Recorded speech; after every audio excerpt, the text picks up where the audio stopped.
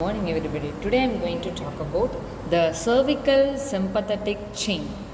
Today I am going to talk about cervical sympathetic chain. This is a sympathetic system of autonomic nervous system. Autonomic nervous system is an involuntary function. It is a nucleus or present in the lateral horn of the thoraco and lumbar segment is present. This part is a lateral gray matter.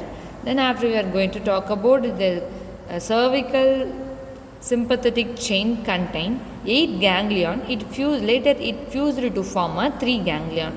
That's name is superior cervical ganglion, middle cervical ganglion and inferior cervical ganglion. Then after we are talking about the superior cervical ganglion.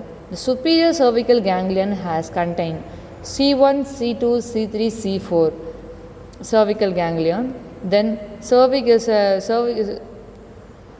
nerve 9, 10, 11, 12 communication will be there. Then after the common carotid artery wind, the superior cervical ganglion will be winded.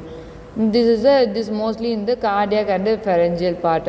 This is a chain like structure. Middle cervical ganglion have contain C5, C6 cervical ganglion.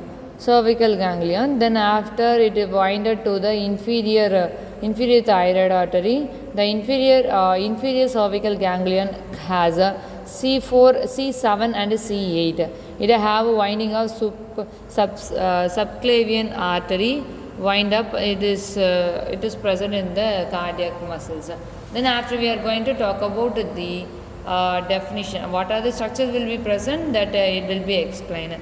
The superior cervical ganglion as a formation is C1, C2, C3 and C4. Then communication CN 9, CN 10, CN 11, 12. Then after it winding to the common carotid artery. Then after the middle cervical ganglion will be present. The formation is C5, C6. Wind the inferior thyroid artery.